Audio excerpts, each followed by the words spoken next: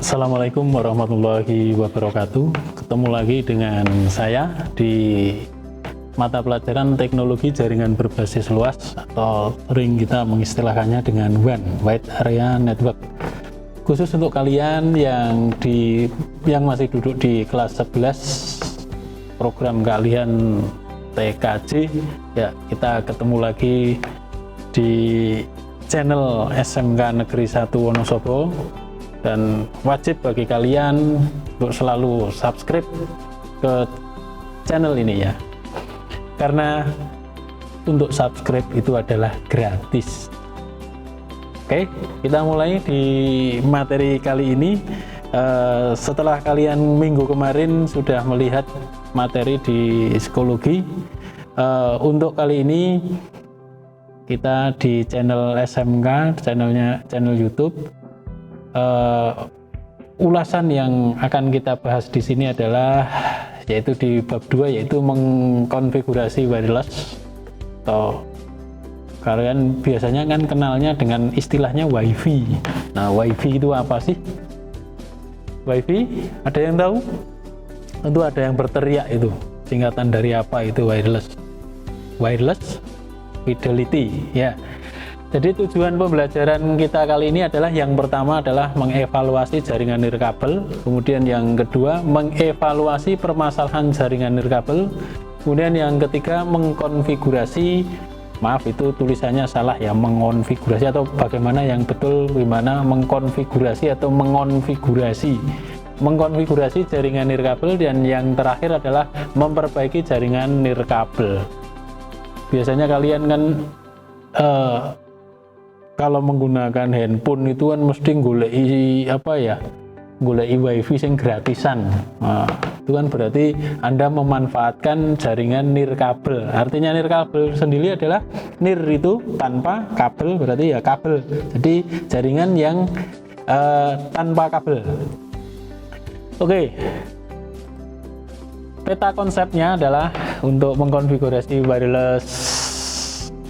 Yang pertama adalah pengertian WiFi, jadi kemudian yang kedua wireless access point, kemudian yang ketiga wireless router, yang keempat wireless bridge dan wireless station, yang kelima adalah wireless repeater, kemudian yang keenam antena pemancar, dan yang keenam terakhir atau yang ketujuh adalah keamanan wireless.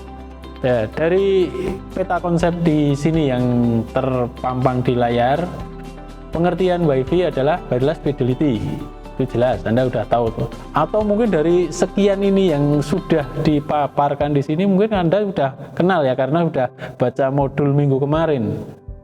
Nah, fungsinya apa sih nanti dari masing-masing ini nanti kita bahas di sini.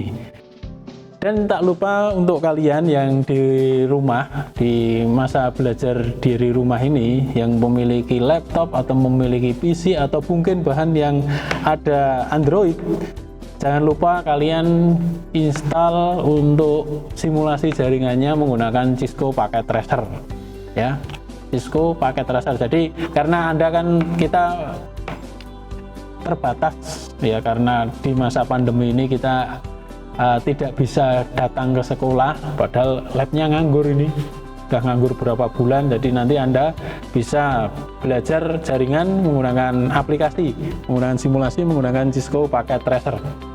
Nanti kalau di handphone kalian buka aja Play Store, terus kamu search Packet Tracer, insya Allah nanti akan menemukan. Tapi kalau yang menggunakan Apple Crow itu kayaknya belum ada, jadi adanya hanya di Android. Oke, berikutnya pengertian WiFi. WiFi adalah istilah bagi teknologi yang memanfaatkan perangkat mobile ya, seperti laptop, smartphone dan lainnya. Ini untuk bertukar data secara nirkabel atau menggunakan gelombang radio melalui jaringan internet yang berkecepatan tinggi. Standar perangkat WiFi yang digunakan umumnya menggunakan tipe yang 802.11b atau G atau N.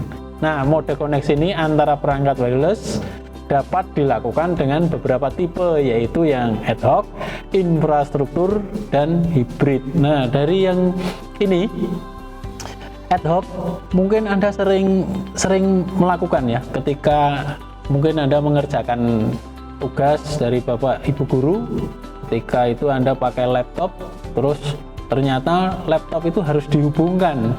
Nah, dihubungkan antar laptop itu Anda itu istilah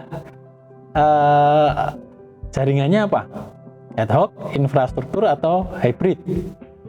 Pernah nggak? Nah, kalau belum pernah silahkan dicoba, atau mungkin bahkan malah baru tahu sekarang. Makanya tadi di awal saya sampaikan paling tidak di laptop kalian itu ada Cisco Packet Tracer. Jadi kita kalau mau belajar jaringan itu kan butuhnya tidak hanya satu PC atau satu laptop, minimal berapa? Minimal dua. Nah, padahal kalau yang namanya belajar jaringan itu kan komputernya harus banyak. Makanya Anda bisa memanfaatkan dengan menginstalasi Cisco Packet Tracer. Jadi kita bisa setting jaringan, entah itu nanti jaringannya mau jumlahnya 5, 10, 20 bisa.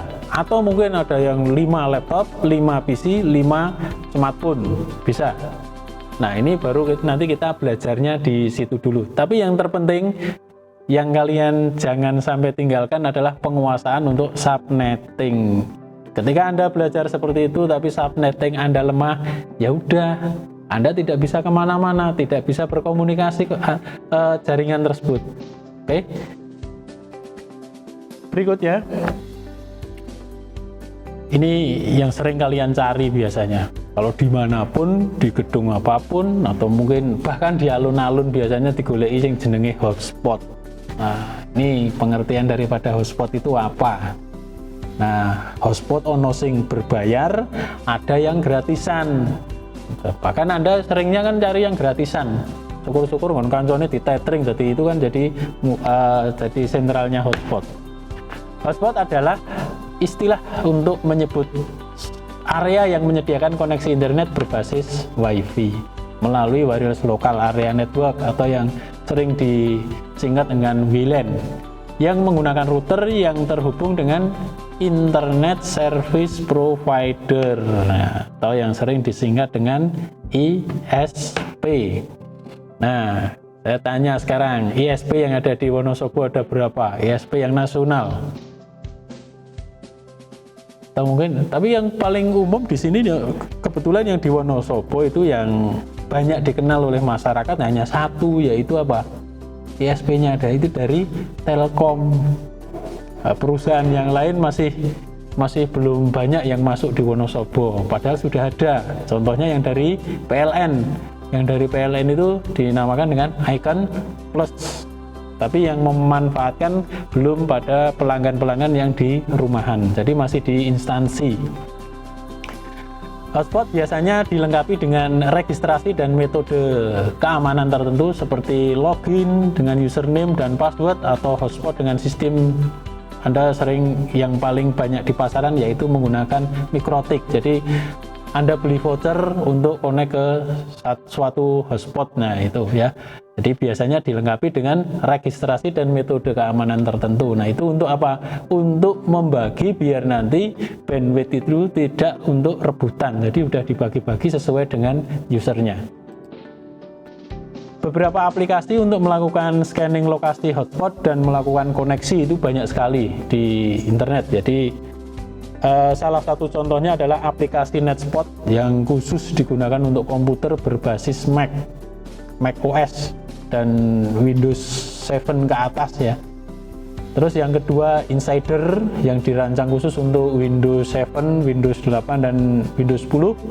Kemudian ada WiFi Analyzer untuk OS Windows juga, Windows 7 ke atas. Kemudian ada Visit Stumber yang dapat digunakan untuk melakukan tracking lokasi berdasarkan GPS. Kemudian yang kelima yaitu WiFi Hopper yang dapat digunakan untuk mencari dan menampilkan SSID hotspot, baik yang di broadcast maupun yang di hide. Nah, ini biasanya untuk yang para mau pencuri-pencuri hotspot. Oke, sampai di sini mungkin untuk materi berikutnya nanti kita lanjutkan pada video part berikutnya, karena kita juga memahami dengan kondisi kalian ya, mungkin dengan kuota dan sebagainya. Akhir kata untuk video kali ini saya cukupkan sekian. Besar harapan kami, semoga kalian tetap sehat selalu dan jaga selalu kesehatan, selalu laksanakan protokol kesehatan. Terima kasih. Wassalamualaikum warahmatullahi wabarakatuh.